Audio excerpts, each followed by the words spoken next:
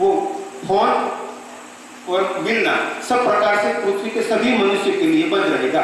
यदि कोई अदृश्य शक्ति वाले योगी अंदर आ जाए दरवाजे से अंदर, यदि आप में भी किसी ऐसे हो तो आ जाओ तो फिर बात कर लेंगे, कोई बात नहीं, किंतु ऐसा ना हो तब तक तो बंद रहेगा दरवाजा।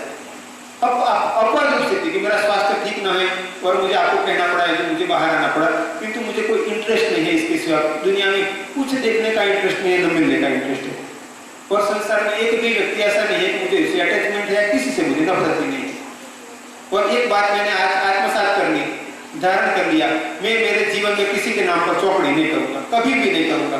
मेरे गुरुजी जिंदगी भर कहते रहे मैं भी ऐसा ही कर लूंगा, चाहे मुझे कितना भी दिक्कत पहुंची हो, किंतु मैं चौकड़ी नहीं करूंगा बस। तो एक तो बात ही रही। और दूसरी बात कि मैंने दूसरा जो संकल्प किया कि भगवान के प्रत्येक दर्शन के संकल्प के साथ बैठा था, तब संकल्प किया था आपातकालीन स्थिति के सिवा नहीं निकलूंगा, पर मुझे लगता है मुझे निकलना ही चाहिए, निकलना ही चाहिए। किंतु ऐसा भी नहीं कि 2 दिन के लिए बड़ौदा आ गया, फिर बड़ौदा 2-4 घर पे गए, बैठे बातें की, ऐसा नहीं। किंतु 15 दिन के लिए निकला, 10 दिन के लिए निकला, ऐसा। अब इसके अंतर्गत आपको ख्याल रखना है, खास करके मेरे कार्यकर्ताओं को, कि जब आयोजन का प्लानिंग करो तो 15, 25, 50 स्थानों का आयोजन करो। और जब कोई संस्था का उद्घाटन है कि ऐसा प्रोग्राम है तो मैं मेरा साधना के टाइम, गुरु पूर्णिमा का प्रोग्राम है तो साधना का टाइम छोड़कर भी 10 बजे आ जाऊंगा। किंतु इसके सिवा के जो प्रोग्राम है वो 12 से 5 में ही आयोजन करो। जिसको सुनना होगा वो आएगा। संसार में जिसको मेरे से धर्म मार्गदर्शन देना होगा वो 3 बजे भी आएगा, 4 बजे भी आएगा। इसकी चिंता मत करो कि भीड़ ज्यादा इकट्ठी नहीं होगी, इसकी चिंता मत करो। पुलिस भगवान पर छोड़ दो। इस संसार में वर्तमान के मनुष्य में जिस मनुष्य को मेरे पास धर्म का मार्गदर्शन प्राप्त करने का भगवान ने तय किया होगा वो आएगा। इसलिए तो कभी कभार ऐसी बात आती है कि गुरुजी रात्रि को 8 से 9 रखे तो आप आओगे, तो ज्यादा लोग आएंगे, नहीं आऊंगा मैं। तो गुरुजी सुबह में ऑफिस का टाइम वगैरह होता है, इसीलिए सुबह में यदि सुबह में 8 से 9 रखते तो नहीं आऊंगा मैं। इसलिए जिसको आना है, चाहे आप मैं वहां आए और 25 लोग इकट्ठे हुए हैं, तो मैं ऐसा ही मानूंगा कि इस 25 लोगों को भगवान नकुल जी ने सनातन संस्कृति के लिए मेरे तक पहुंचाया है।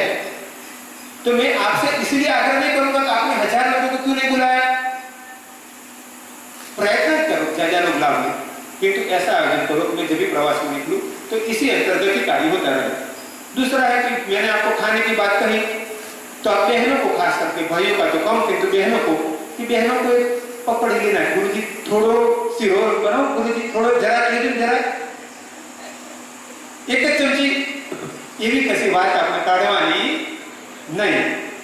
आपको छूट है, आप मुझे थोड़ा सिरा खिलाना चाहते हो तो मंदिर में जाकर भोग लगाओ। आपने मंदिर में जो प्रसाद रखा है तो उसमें से 1 ही चम्मच मेरे खिचड़ी के अंदर रख देना, अलग नहीं देना। आप चाहे जो भी प्रसाद रखा है, मैं चीनी खाता नहीं हूं, खांड खाते नहीं, तो प्रसाद में 1 चमचे के अंदर आपने मान लो दाल चावल पूरी सब्जी जो भी बनाया है तो भगवान को भोग लगाया, उन सबको मिक्स करके 1 चम्मच के अंदर जितना मेरी खिचड़ी के अंदर डालकर उसको खिचड़ी को हिला दे, तो वो मुझे चलेगा। इसके सिवा फल दे सकता हूँ, जूस दे सकता हूँ। तो आपको ये सभी बातें ख्याल रखना। और दूसरा मेरी रिक्वायरमेंट, प्रवास में मैं आऊंगा तो मैं प्रयत्न ऐसे करूंगा कि ज्यादा से ज्यादा शिष्यों के घर क्रमशः रुकने का मौका मिले। किंतु साथ में ये भी है कि कभी कभार सभी शिष्यों के यहाँ ऐसी व्यवस्था न हो तो किसी के यहाँ 2 दिन रुकना पड़े, 3 दिन रुकना पड़े, तो भी मैं रुकूंगा। पहले तो मैं कहता था एक घर 1 रात्रि रुकूंगा, किंतु कभी कभार ऐसा कहीं हुआ और व्यवस्था ऐसे नहीं हो पा रही है कि साधना के लिए अनुकूलता न हो पाए, तो आप ये देखना कि कभी कभार इसमें अपवाद करना पड़े, कोई जगह 2 दिन 3 दिन रुकना पड़े, किंतु मेरा साधना का शेड्यूल में मुझे डिस्टर्ब ना हो। अब ये होगा कि किसी के घर रुके आपको मुझे डबल बेड का पलंग चलेगा, नहीं चलेगा, मेरी कोई मजबूरी नहीं है, ये मजबूरी आपकी है। आपके घर में से डबल बेड का पलंग निकालो, यदि आपको मुझे रोकना है तो मुझे जमीन पर ही साधना करनी है, जमीन पर ही गद्दा बिछाना है। वो प्रॉब्लम आपका है, मेरा प्रॉब्लम नहीं है। तो उसी के घर की जगह जिसके घर व्यवस्था वहां रुकूंगा। अब कई घरों में ऐसा होता है कि घर में जगह ही नहीं रखते हैं, सब कमरे भर देते हैं, डबल बेड। तो यदि आपको गुरु को अपने घर में साधना के लिए रोकना है तो व्यवस्था करना होगा, नहीं तो फिर घर वाले सभी दूसरे घर चले जाना, तो मैं आपके बैठे ठंड में साधना करूंगा, रुकूंगा, फिर दूसरे दिन वापस आ जाना 12 बजे। किंतु याद रखना, मुझे जमीन पर गद्दा बिछा कर ही साधना करना है, सब व्यवस्था का आपको आयोजन करना होगा।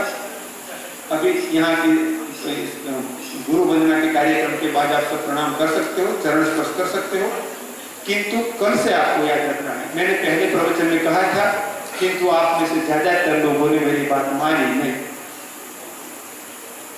इसलिए अब से याद रखना। कई बार ऐसा होता है गुरु जी को 10-10 साल से प्रणाम करते हैं, गुरु जी के चरणों में प्रणाम करके संतुष्टि होती है।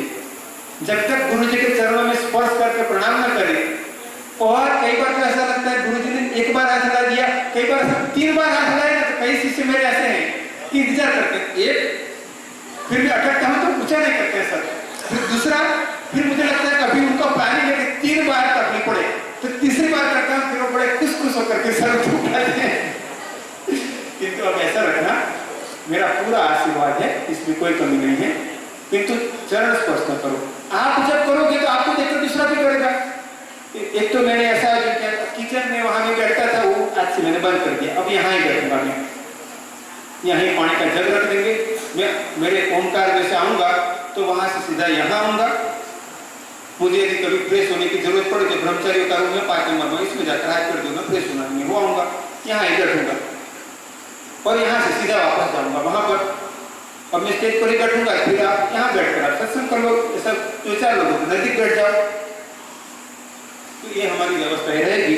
आपको कल से इन सब व्यवस्थाओं का पालन करना होगा, और मुझे ऐसा मौका मत देना कि मुझे भी कहना पड़े आपको कि आपको मना किया था फिर क्यों चरण स्पर्श कर रहे हो भाई, वो तो गलत बात ना। चरण स्पर्श करके आप खुश होगे, पर मैं कहूँ कि आपको पता नहीं है मना किया था, फिर भी आप जानबूझकर क्यों चरण स्पर्श कर रहे हो, तो इसमें आपको कौन सी खुशी मिलेगी?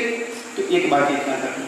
दूसरी बात, जब आश्रम में आओ कोई बात में, किसी बात में बहस मत करो, अनुकूलता न लगे, प्रसन्न खुशी आओ, और मुझे भी ऐसे न कहो, आश्रम में भी ऐसे न कहो।